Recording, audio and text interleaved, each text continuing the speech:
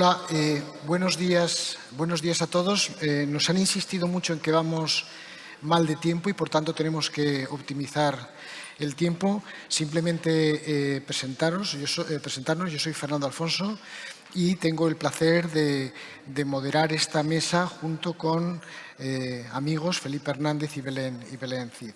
Entonces vamos rápidamente.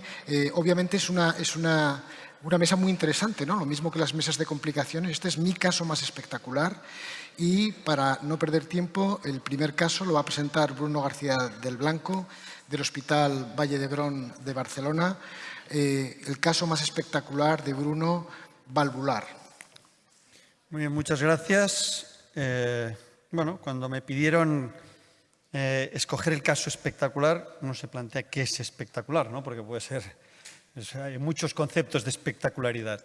Entonces, ¿cómo se pasa? Next. Ahí. Uno se puede plantear, ¿no?, casos polivalvulares que todos hemos tenido en la sala y, ¿no? Sabéis que a mí me gustan las técnicas de modificación, pues, de las válvulas, como puede ser el Lampoon o la basílica, o casos, ¿no?, de Valvin-Mac, o, ¿no?, casos. Entonces uno se queda ahí parado buscando su caso más espectacular.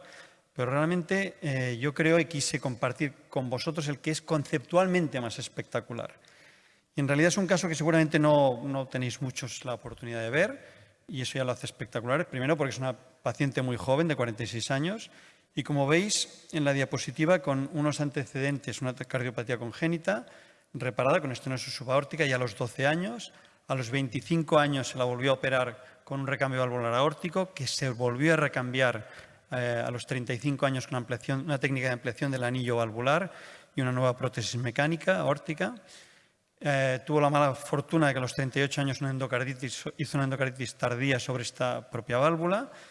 Lo digo porque veis que es una paciente compleja ya de por sí, pero es que además se le añadió una doble lesión mitral severa que recientemente recibió un recambio valvular, en este caso con otra válvula mecánica, bidisco, una Onyx de 25, que tuvo la mala fortuna de hacer una VC posoperatorio y que, bueno, al menos tuvo la buena fortuna que en los controles ecocardiográficos pues estaba bien, la prótesis movía bien, etcétera, y se le pudo dar de alta. El problema es que a la visita del mes en la unidad de cardiopatías congénitas, la chica ya explicaba un claro empeoramiento de la clase funcional, que ha salido bastante bien, y con unos datos de ProBNP muy elevados. Lógicamente, uno tiene que sospechar que hay algún problema con esa prótesis y la ecografía fue lo que confirmó. Solo se movía uno de los hemidiscos de la prótesis mitral. Sabéis que nosotros, como buenos hemodinamistas, nos gusta verlo por escopia y ahí se ve muy claramente la inmovilidad del disco anterior superior de la prótesis mitral recientemente implantada. Bueno, pues sabéis que nuestros compañeros de imagen pues buscaban un poquito la causa de esta obstrucción protésica, sobre todo pensando en un trombo, ¿no?, que es probablemente la causa número 1. Y veis que estas son las imágenes del eco 2D y eco 2D con color. Hicieron un eco 2D con contraste, buscando el defecto, digamos, que era trombótico. Y la verdad es que se veían una serie de imágenes que cuesta mucho interpretar. Yo no soy ningún experto, pero ellos lo interpretaron con posible material trombótico. Claro, una paciente que además había sido operada muy recientemente, con un ictus reciente, y se inició perfusión de heparina sódica. Voy a ir un poquito brevemente para explicar la espectacularidad del caso. Se discutió en el Heart Team exactamente qué hacer. Obviamente la fibrinolisis ya la descartamos. La reoperación al cabo de un mes la descartamos nosotros y la paciente también. Y se decidió además porque en el transesofágico que habéis visto, la chica hizo un sangrado porque tenía probablemente una úlcera activa esofágica, con lo cual tuvimos que hacer el control de la heparinización pues, con un TAC cardíaco. Mientras os debo confesar que probablemente debemos de pensar que en el tratamiento de la obstrucción de las prótesis trombótico hay que tener en cuenta que quizás los cardiólogos intervencionistas empezamos a tener un papel y aunque hayan pocos reportes, sabéis que hay un reporte y además a mí me tocó hacer un comentario de nuestra querida revista española de cardiología intervencionista sobre la desobstrucción de las prótesis que se han bloqueado uno de los discos protésicos por trombos. Hay un artículo de 5 casos o 6 casos de los indios, pero realmente es un concepto muy sencillo porque simplemente es avanzar por un transeptal y empujar ese disco protésico con una guía o un catéter teniendo en cuenta que podemos movilizar el trombo y provocar una OVC. Pero si el trombo, o sea, sería una forma sencilla si el tratamiento fibrinolítico o anticoagulante no ha funcionado. Pero como os decía, en nuestro caso el control era por TAC, y entonces al hacer el TAC, si os fijáis en la imagen móvil de la izquierda, se ve como el disco bloqueado tiene una espícula cálcica justo delante. En la imagen parada se ve esa espícula cálcica, podría ser rodeada de trombo, pero costaba ver. Y en la imagen de reconstrucción 3D, pues intenta dibujar lo que sería la espícula, no sé si se ve, la espícula esta justo delante del disco protésico. Bueno, visto esto, pues pasamos de pensar que era una trombosis protésica obstructiva, que además con la heparinización no había cambiado, a que era una obstrucción cálcica. Y uno se pregunta, ¿pero el cirujano cómo pudo dejar esto ahí sin que se mueva? Él lo dejó moviéndose, obviamente. Lo que pasa es que quizás el remodelado negativo del ventrículo cambia un poquito la anatomía. Esa sería nuestra hipótesis. Ante dicha situación, que ya veis que es algo dramática, nos planteamos qué tratamiento hacer. Lógicamente, nosotros optamos por el tratamiento percutáneo. Y aquí viene la parte interesante. Vosotros vais a esperar un caso espectacular y entonces nosotros empezamos a buscar aquí posibles soluciones. Desprender los discos, los semidiscos, colocando una TAVI, hacer una valvuloplastia simple para movilizarlo, para movilizar aquel calcio, con litotricia, colocar dos TAVIs, ¿no?, a través de los dos semidiscos tipo, yo le digo, Zunzunegui style, porque él me explicó un caso de pulmonar que lo hizo así. Entonces, la última fue intentar modificar esa espícula cálcica. Y esto ahora os intentar explicar un poquito cómo. Obviamente, una de las cosas que adoptamos fue lo de la protección cerebral. Una chica de 46 años con ictus previo y con un material que pretendíamos modificar, pues lógicamente eso era mandatorio. Y esto es un poquito lo que, intentando resumir el concepto, estos son las puertas, si hacéis el camí de caballos que le llaman, que rodea la isla de Menorca, está llena de estas puertas, que son puertas para dividir los cierres. Y veis que ahí en el círculo intenta representar el cierre, es un cierre muy sencillo, cierra por propia gravedad, como sería un hemidisco de una válvula protésica. Y entonces he dibujado en rojo lo que sería el hemidisco y en azul lo que sería la espícula. Y se trataría de eliminar simplemente ese pequeño sobresalte, que es el que impide abrir la puerta o impediría abrir el disco. Bueno, pues fue tan sencillo como en realidad hacer una punción transeptal guiada por ACUNAV. La chica ni siquiera evidentemente se hizo con sedación superficial. Y veis aquí que con una guía intentamos empujar, como nos decían, el hemidisco, y más que con la guía, para ser un poquito más suaves, en la última imagen, la imagen de la derecha del todo, veis una inyección simultánea a través de un catéter guía que empuja el hemidisco y lo logra desbloquear, ¿no? Lo que pasa es que inmediatamente el mecanismo, o sea, como que no hemos eliminado la espícula, se reproduce y se vuelve a bloquear el disco. Bueno, pues obviamente, ¿qué técnicas tenemos de modificación del calcio? Nosotros pensamos, lógicamente, en un rotablator. Entonces, a través de ese mismo catéter guía, pasamos la guía salió a través de la válvula aórtica, y entonces impactábamos el rotablator, que veis el ángulo que impactaba era más que hacia la espícula, hacia el hemidisco que estaba cerrado. Bueno, lo lográbamos hacer, pero realmente no logramos ver un cambio ahí en la dinámica del disco. Esto estuvimos rato, o sea, os lo resumo rapidito para ir por el tiempo, pero voy rápido. Cambiamos de estrategia de modificación de placa, porque con el rotablator utilizamos el láser, un catéter de láser de 0.9 para intentar modificar, esta vez intentando atrapar el asa, porque si os fijáis, para cambiar el ángulo de incidencia del láser hacia la espícula, es que no notábamos realmente ahí, o sea, a pesar de que nos pegábamos al tracto de salida de la porción anteroseptal, donde sabemos que está la espícula, no lográbamos ver que eso cambiase el dispositivo. Bueno, pues las fortunas de la vida, la guía del rotablator con el impacto de los hemidiscos aórticos, se rompió la parte distal, que esto nos ha pasado en las coronarias yo creo que a todos. Teníamos el Sentinel colocado, con lo cual pensamos que al menos el cerebro no nos iría, y al retirar la guía vimos que realmente el rotablator de forma libre, sin la guía, realmente lo podíamos manipular fácilmente, como manipulamos el transeptal para ir a la orejuela, para decirlo de alguna manera, hacia anterior, posterior, y veíamos, como veis en la imagen de la derecha, cómo nos podíamos dirigir a la zona donde sabíamos que estaba la espícula.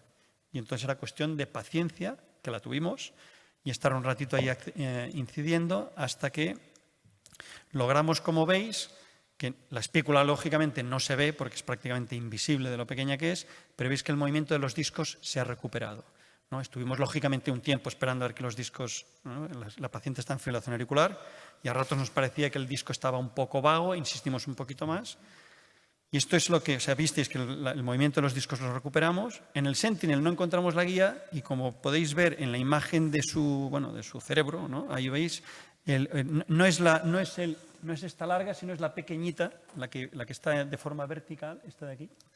Eso sería el fragmento de la guía de Rotablator. Es decir, no nos salió perfectamente y elegantemente como hubiésemos querido, pero no ha tenido sus consecuencias.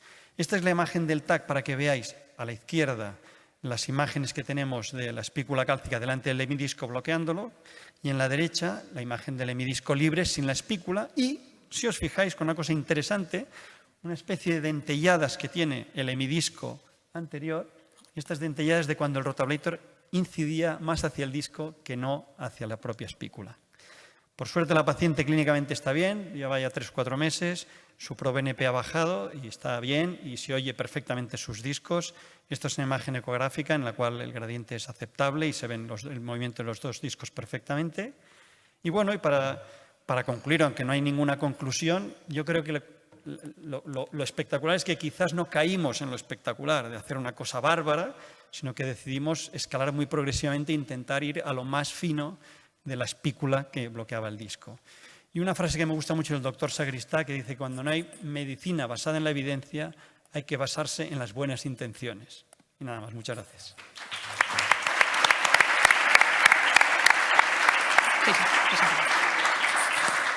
Muchas gracias, Bruno. Bueno, a las 2 tenemos una conexión con un nuevo caso clínico, entonces vamos a tener que dejar, si tenemos alguna pregunta para el final, y sobre todo del público, que os animamos a que participéis. Y pasamos al siguiente caso. Koldo nos va a contar su caso más espectacular en patología estructural no valvular. Buenos días. En primer lugar, agradecer al comité por poder presentar el caso que os expongo a continuación. Lo he titulado, bueno, a mí me toca hablar del caso de intervencionismo estructural no valvular más espectacular y lo he titulado en interrogación CTO, a ver si al final de la presentación me ayudáis a contestar a esta pregunta.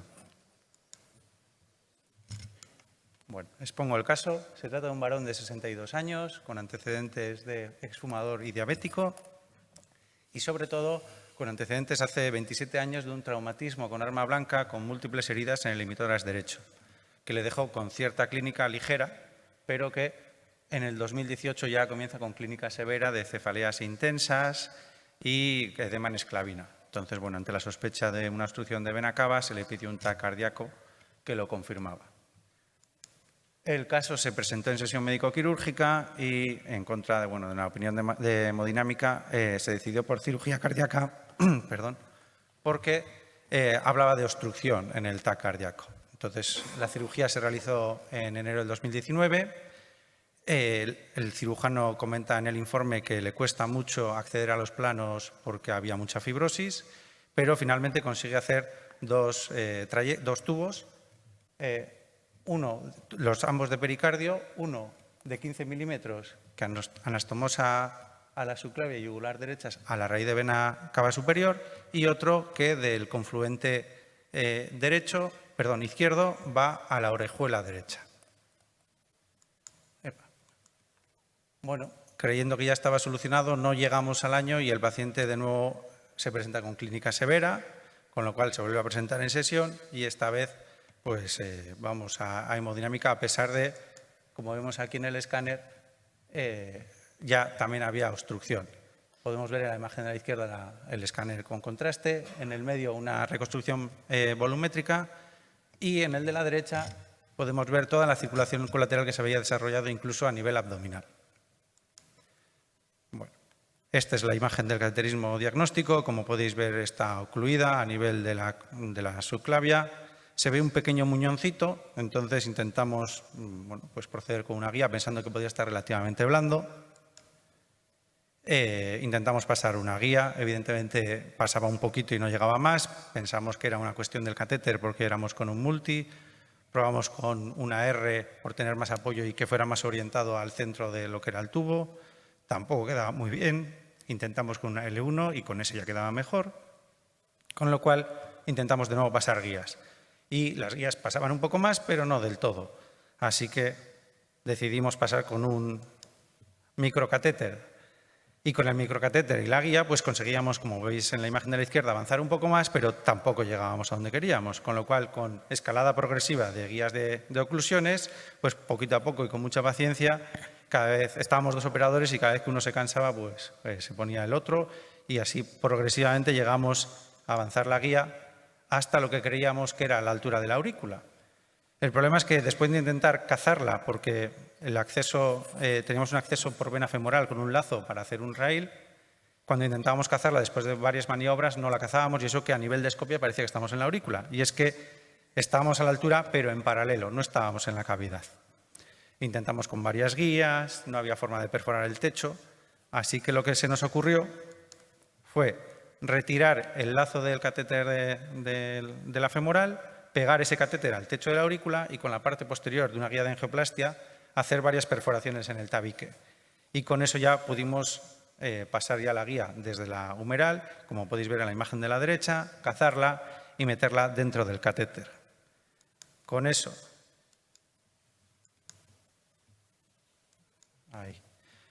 ya pudimos hacer angioplastia con balones coronarios de 2, de 3,5 y de 4 y como veis conseguimos una imagen no muy estética pero sí lo suficiente como para poder luego progresar desde la femoral ya una vaina de 10 French.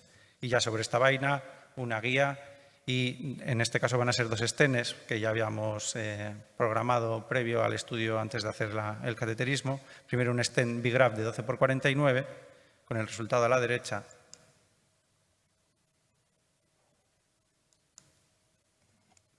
Y seguidamente un stent solapado, también Bigraf, de 12×39, con el resultado final el que veis.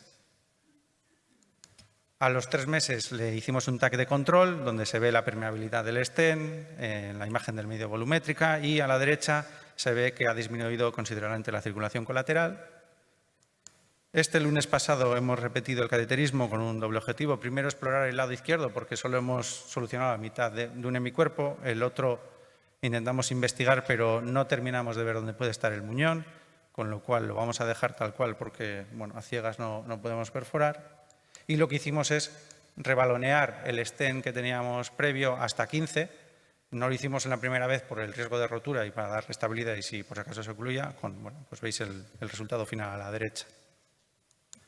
Así que a modo de conclusiones, creo que es una patología que dentro de su baja incidencia probablemente veamos aumentado el número de casos, que seguirá siendo bajo, pero serán alguno más, por 2 motivos fundamentales, porque creo que 2 de sus causas principales van a aumentar. Una es las obstrucciones en relación a cirugías de reparación de cardiopatías congénitas.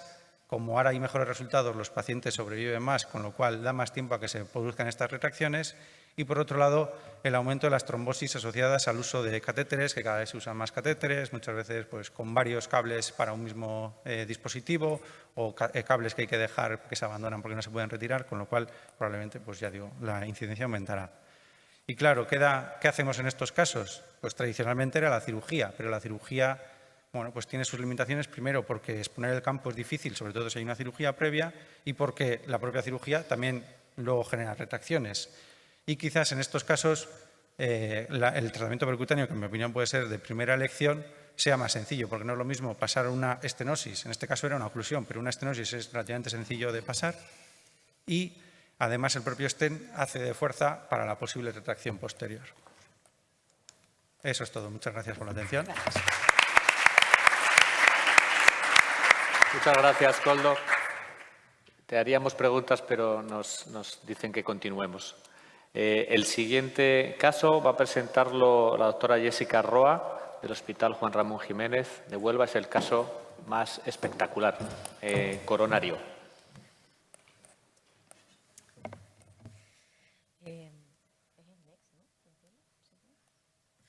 Bueno, buenas tardes a todos. Lo primero, pues dar las gracias por contar con nuestro centro. Sí, por favor. Dale. Qué improviso. Bueno, sí, dar las gracias por contar con nuestro centro para contar el caso coronario. que bueno, puede ser más o menos la actividad que más hacemos en el día a día en nuestras salas, y yo lo tenía un poco diseñado para ir interviniendo. Voy al grano, ¿no? ¿O cómo? Tenemos poco tiempo y nos está yendo. Vale. Intenta, si tenemos tiempo al final y podemos, preguntaremos algo, pero intenta hacerlo. Vale, voy al grano. Cuando tenga la presentación. Mientras la van cargando, Koldo, aprovecho para preguntarte, ¿dónde estás? ¿Los bigraft eran recubiertos?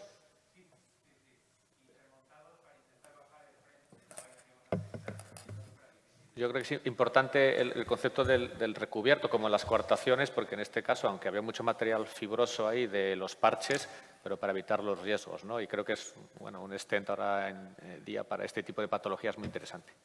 Perdón. Adelante. Bueno, vamos con el caso coronario. Bueno, nuestro caso es un varón de 61 años, fumador, bebedor ocasional y con hipertensión arterial, función renal normal y el paciente EPOC.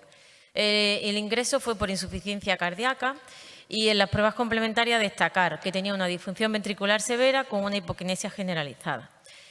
Bueno, por supuesto, pues se le pidió una coronariografía, que el caso va de coronario, y esta fue la coronariografía que presentaba el paciente.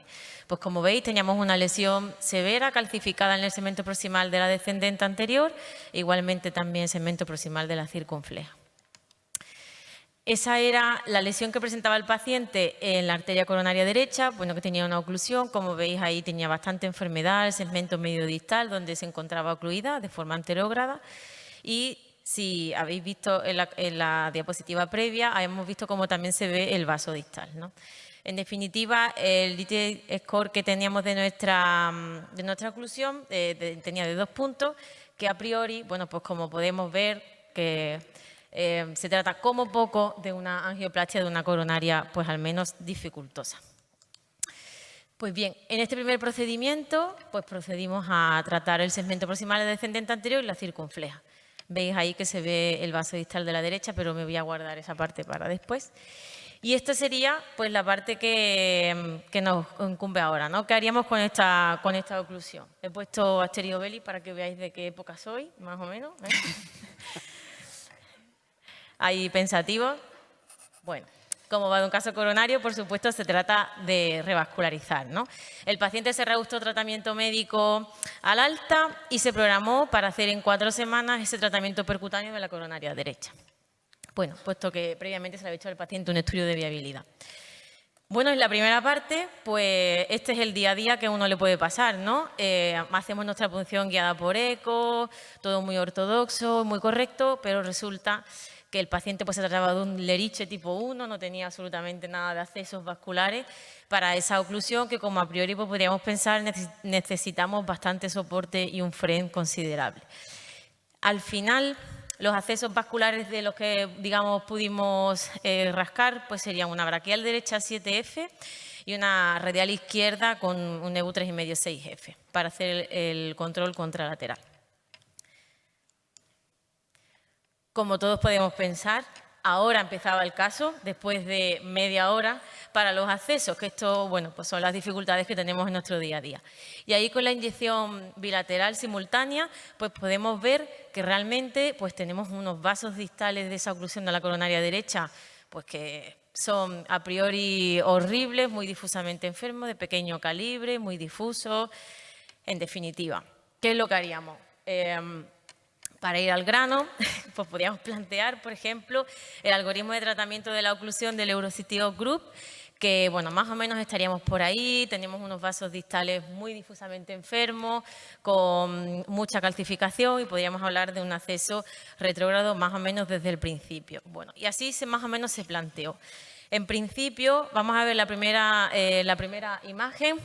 Pues íbamos con un microcatéter de forma anterógrado, con una escalada de guías, en principio con una Sion y una Fielder XT, y el acceso, la gran dificultad que había en esa localización, ya no me va el vídeo de ahí, pero bueno, vamos a darle atrás. No sé por qué no va el vídeo, pero bueno, a darle para atrás, esto no va, pero bueno. En la primera imagen, la principal dificultad que teníamos era que el microcatéter no avanzaba de esa localización. Incluso En algunas ocasiones, con la guía, que más o menos estábamos bien en la arquitectura del vaso, el microcatéter no avanzaba. Y retrógrado, pues tenemos ahí la primera inyección, que podemos encontrar que sí que se comunicaba con el árbol coronario derecho. Yendo un poquito más hacia adelante, resulta que íbamos de forma retrógrada con un Turpay LP, que tuvimos que intercambiar por un Corset Pro porque la tortuosidad de todas las ramas sextales pues no nos permitía navegar. En definitiva, teníamos problemas anterógrado y problemas retrógrado. Y los problemas, bueno, pues siguieron, ¿no? En la diapositiva, en la imagen de la derecha, podemos ver que ese Corset no avanzaba de ese punto a nivel del segmento distal de la coronaria derecha. Bueno, vamos a intentar tener un poquito más de soporte, un poquito más de avance de guía e hicimos una escalada de guía por el CAS retrógrado. Como veis ahí, Sion, Fielder XT, Gaia Confianza Pro, ya no teníamos más guías en la estantería y bueno, vamos a intentar qué podríamos hacer el siguiente paso, ¿no? Porque estábamos un poquito bloqueados. Si anterogradamente no podemos avanzar ni siquiera el micro para darnos un poco de apoyo y retrógrada igual, las guías pues no nos pasan, tenemos el micro que tampoco nos pasa de ahí del segmento distal, ¿qué podíamos hacer? Bueno, pues una primera táctica que se nos ocurrió fue avanzar de forma retrógrada, como vemos ahí por el micro, con una guía Sion y colocar un extensor de catéter de forma retrógrada. De manera que lo que pretendíamos hacer era un trapping de esa guía para poder avanzar el micro retrógrado. Eso fracasó. Otra idea era porque el microcatéter no avanzaba del segmento medio de la coronaria derecha. Siguiente paso, con el extensor de catéter, vamos a intentar avanzarlo a la coronaria derecha. Tampoco avanzaba nada más allá del segmento proximal.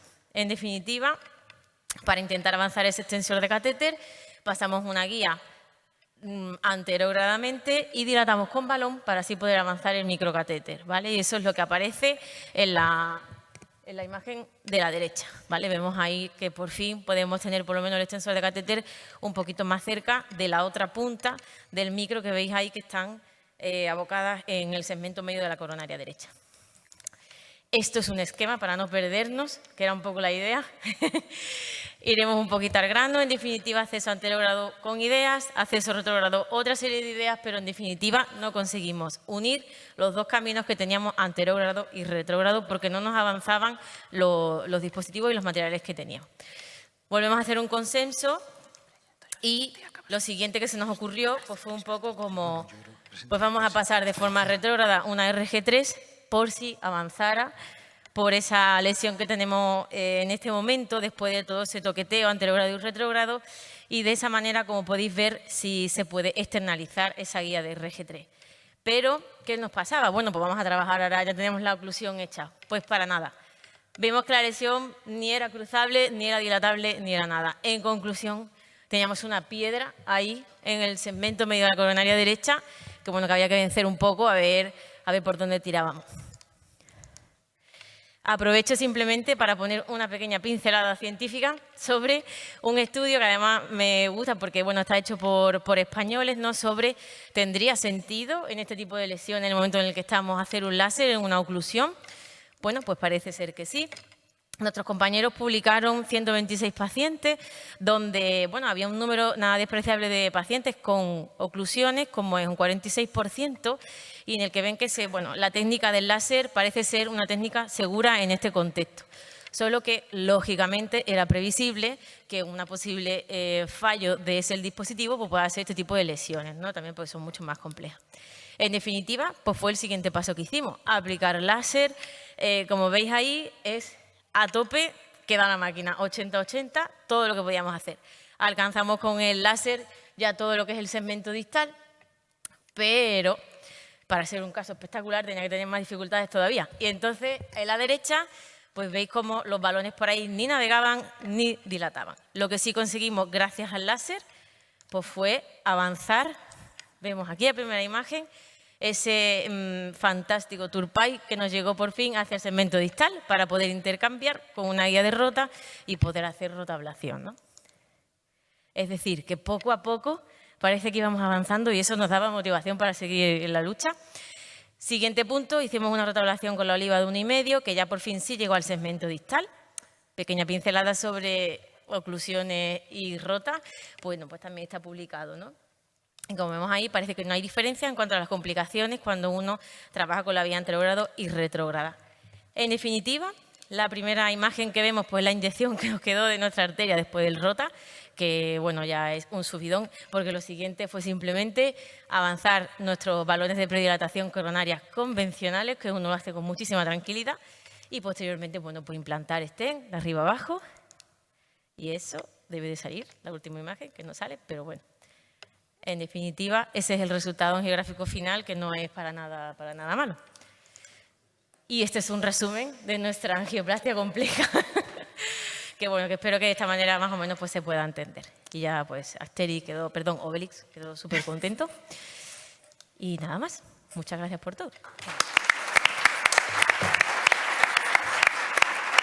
Muchas gracias, Jessica. Enhorabuena a todos, porque realmente los casos están siendo espectaculares. Si algo estamos aprendiendo es que con buenas ideas, como decía Bruno, y con todo el material que tenemos, nos acercamos a anatomías que antes serían imposibles, ¿no? A continuación damos paso a Ramón López Palop, que nos va a contar su caso más espectacular en fisiología coronaria. Dar las gracias a la Junta por la invitación de estar aquí. Yo creo que estamos todos más contentos que otras veces, porque parece que esto puede ser el principio, ¿no?, de que vuelva a la normalidad, ¿no?